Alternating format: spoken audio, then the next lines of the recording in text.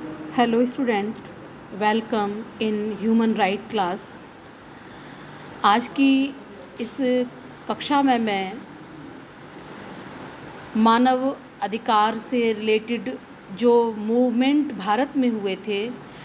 उन मूवमेंट के विषय में मैं इस क्लास में अपना लेक्चर देने जा रही हूँ। India has witnessed several human rights movements aimed at social justice, equality, and empowerment. These movements have played a crucial role in shaping the nation's policies and democratic value. जैसा कि स्वतंत्रता संग्राम के से पूर्व हमारे देश में जो भी आंदोलन हुए, जो भी हमारे सामाजिक न्याय की मांग के लिए, समानता की मांग के लिए, सशक्तिकरण के लिए जो भी मूवमेंट्स हुए,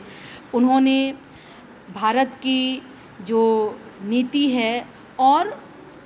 यहाँ के जो प्रजातांत्रिक मूल्य हैं उनको बनाने में अपना एक महत्वपूर्ण योगदान दिया है।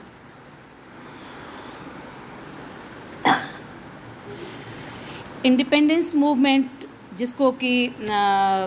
महात्मा गांधी इत्यादि जितने भी नेता थे उन्होंने ये आंदोलन शुरू किया था और 1905 में ये आंदोलन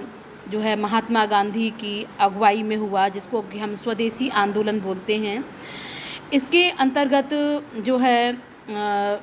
ब्रिटिश साम्राज्य को सत्ता से हटाने पर बहुत जोर दिया गया और सारे भारतीय जो है इसके समर्थन में आगे आए। उन्होंने जो विदेशियों का जो सामान भारत में आता था उसका पूरी तरीके से बहिष्कार किया और स्वदेशी यानी कि अपने माल को प्रयोग करने पर विशेष रूप से बल दिया कि हम अपने ही देश का माल प्रयोग करें और जो भी मतलब माल विदेशों से आता है उसका उस बने हुए माल का हम बहिष्कार करें। इससे क्या होगा कि जो ब्रिटेन की जो साम्राज्यवादी पॉलिसी है, जो नीति है, उसको आर्थिक क्षति होगी और वो जो है यहाँ से अपना जो साम्राज्य है उसको समाप्त करके अपने वापस देश लौट जाएंगे। तो ये इन चीज़ों के आधार पर, स्वदेशी आंदोलन के आधार पर, सत्याग्रह के आधार पर, नॉन वायलेंस के आधार पर और नागरिक अधिकारों के संरक्षण के लिए महात्मा गांधी के नेतृत्व में विभिन्न नेताओं ने भारतीय स्वतंत्रता को प्राप्त करने के लिए ये कार्य किया था। दलित राइट्स मूवमेंट, जिसको कि हम नामांतर आंदोलन, जो कि 1978 में मराठवाड़ा विश्वविद्यालय, जिसको कि नामांतर आंदोलन भी कहा जाता है, ये महाराष्ट्र में 1976 ईस्वी में जो भी दलित आंदोलन के रूप में ये उभरा था और ये आंदोलन जो है औरंगाबाद में स्थित जो मराठवाड़ा विश्वविद्यालय का नाम बदल करके जो है डॉक्टर BR अम्बेडकर विश्वविद्यालय करा गया और उसको एक दलित आंदोलन का भी नाम दिया गया। यहाँ पर जो है हम जो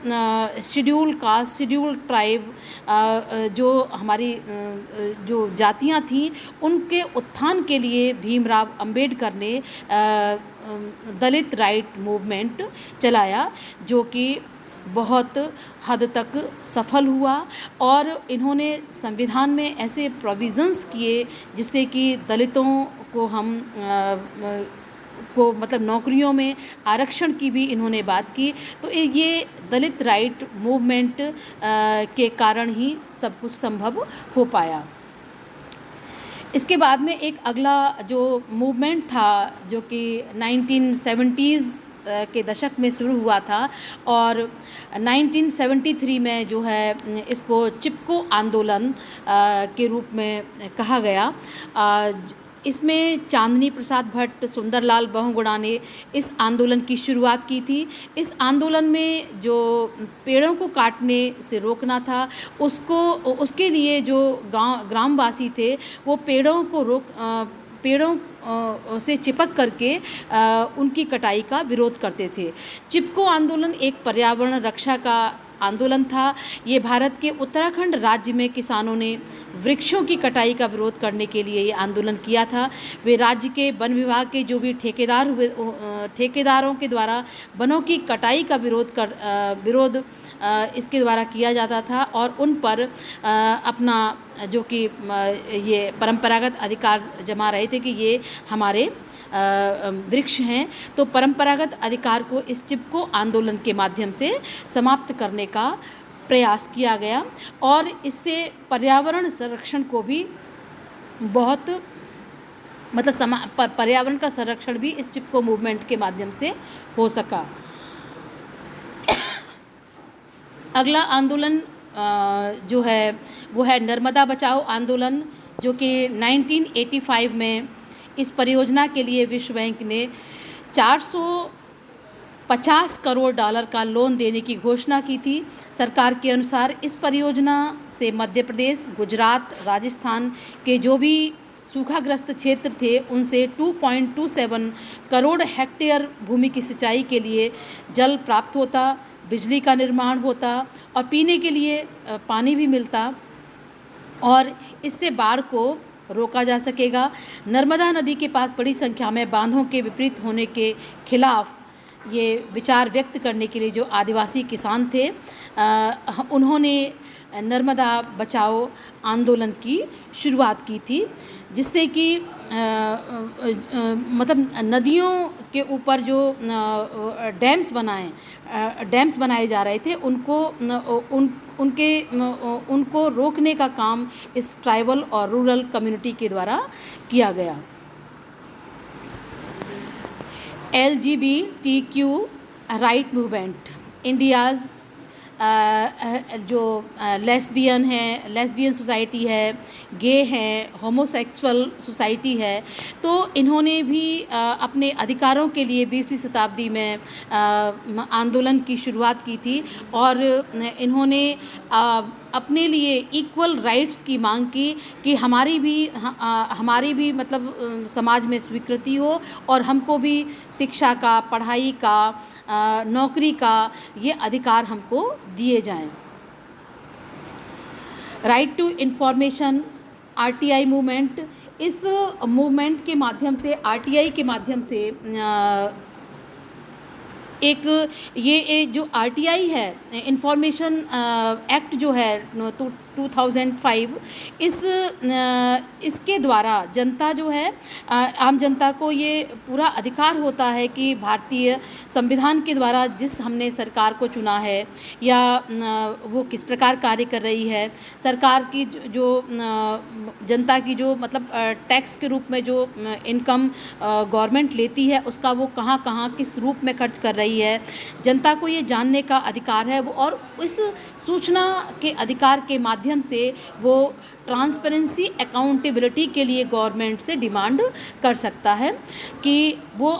उनके कार्यों, दस्तावेज़ों, अभिलेखों का निरीक्षण कर सकता है, उनसे उनके नमूने ले सकता है, उनके दस्तावेज़ों, प्रतिलिपियों, उदाहरणों की टिप्पणी ग्रहण कर सकता है। तो इस तरीके से गवर्नमेंट से या किसी भी व्यक्ति से हम सूचना प्राप्त कर सकते हैं कि किस अधिकार के तहत ये कार्य हुआ है।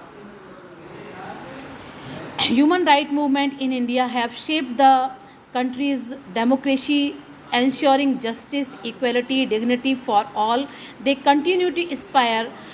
future generation to fight for their right. Human right movement का जब से भारत में मतलब शुरुआत हुई है, इससे भारत की जो स्वतंत्रता है, भारत का जो प्रजातंत्र है, भारत में जो न्याय व्यवस्था है, समानता है, ये सभी के लिए सुलभ हो गई है और इसके द्वारा हर एक व्यक्ति को या फ्यूचर जनरेशन को अपने अधिकारों को प्राप्त करने के लिए और उनके संरक्षण के लिए इनके द्वारा प्रयास किया जाता है कि वो अपने अधिकारों को किस तरीके से जान सकते हैं, प्राप्त कर सकते हैं और उनका संरक्षण कर सकते हैं।